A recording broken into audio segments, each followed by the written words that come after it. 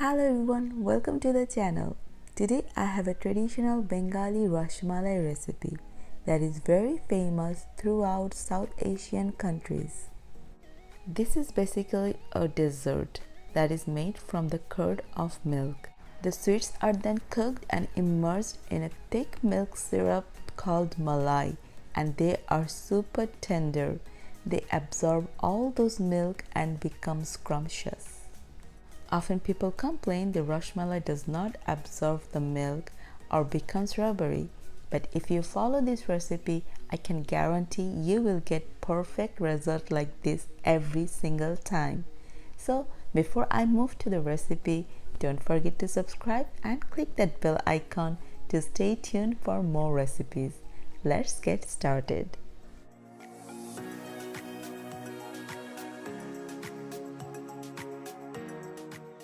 First step, I'm boiling 1 liter of whole milk to make the sweets. Meanwhile, I'm preparing a colander over a bowl with a cotton or cheesecloth to save the milk later on. Also, I'm taking 1 cup of yogurt and blending it to curdle the milk later on. You can also use vinegar or lemon juice, but I figured out that the yogurt gives the perfect consistency for this recipe. Don't forget to stir your milk to avoid burning. The milk has come to a boil and I will turn off the heat at this point and let the milk cool down for about a minute. Do not add the curdling agent to boiling milk. Now I will add 1 tablespoon at a time until the milk is curdled. Just like this, when the whey and milk is separated, you need to save the milk right away. That's why we prepared the colander beforehand. Wash the milk with cold water to remove the tanginess. Squeeze gently to remove excess whey. Do not press hard. Tie in a knot and hang from a place to drain the whey approximately 1 hour. After 1 hour, I have taken down my curd, and as you can see, it's very soft. It broke while I was taking it out.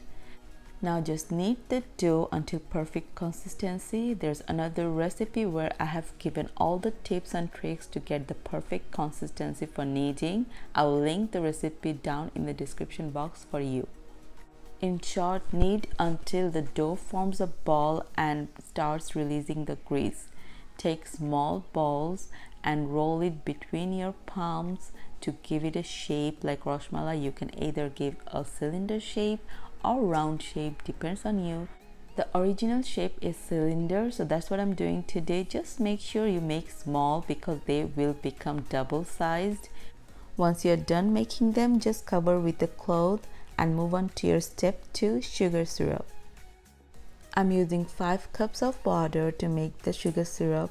I will add 1 cup of sugar. This syrup must be thin. Dissolve the sugar in the water and bring it to a boil. Make sure to take a big enough pan so there is enough room for all the sweets to swim around. Don't overcrowd. Once the water starts boiling, add in the sweets. Make sure the water keeps boiling throughout the cooking process, so adjust your heat accordingly. Cover and cook for 5 minutes. As you can see, the sweets have doubled in size. After the first 5 minutes, take off the lid and give the sugar syrup stir. Do not touch the sweets. Cover again and we'll cook for 15 minutes. After total 20 minutes, I have turned off the heat and now I will keep it covered for a minute or 2. Take off the lid and let me show you the sweets if they're cooked perfectly or not. Take 1 sweet and drop it in a bowl of cold water. If it sinks, the sweet is cooked. If it floats, that means it's uncooked. Just to show you guys, I will squeeze and make the sweets flat, put it back in the water. It will absorb the water and become round again. This is just like sponge sweet, but it's much softer. We will rest the sweets in the syrup for approximately 5 minutes. Step 3. The milk syrup or malai. I'm using 3 cups of whole milk. I will stir and reduce the milk to half amount. Now if you want to make it shortcut, you can use evaporated milk, but I will go the traditional way. While the milk is boiling, I will scoop up our sweets and drain the syrup. The reason we drain the syrup is so that it can absorb the milk. Later on, you don't need to squeeze the sweets as they are super tender.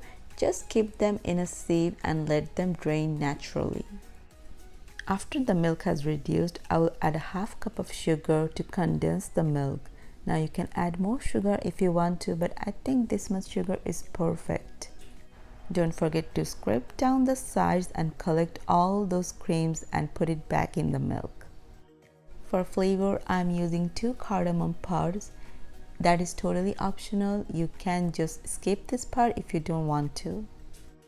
Now the milk has reduced to exactly 1 cup, and this is the perfect consistency to me. Some people like to make it very thick, but it becomes thick once it's cold.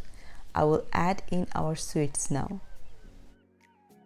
The flame is still on. We will cover and cook our sweets for 2 to 3 minutes and let it absorb all those malai. That is our end product.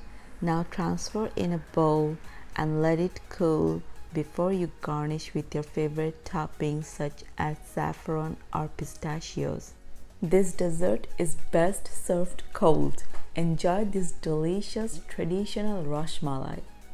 These are absolutely gorgeous and more yummy to eat. If you like this recipe, don't forget to give it a thumbs up, share with your family and friends, and comment below what you think or if you have any questions. The full written detail is available in our Facebook page and Instagram linked in the description box below. Don't forget to subscribe and click that bell icon. See you twice a week with more recipes. Stay safe.